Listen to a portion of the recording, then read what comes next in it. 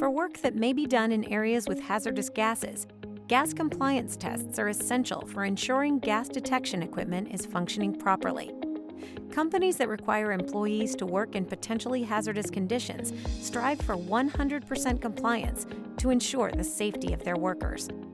The Bump Tests and Calibrations report gives an overview of how many successful and failed tests have occurred and also provides valuable information for troubleshooting failure cases.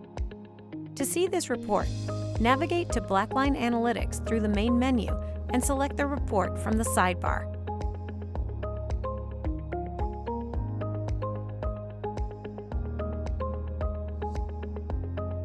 By sorting the tests visual, you can see if particular users are getting more test failures than others and reveal gaps in training. Devices can be tested manually or with G7 dock.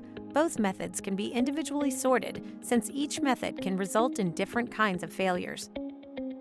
This report is incredibly valuable for troubleshooting why gas tests might be failing.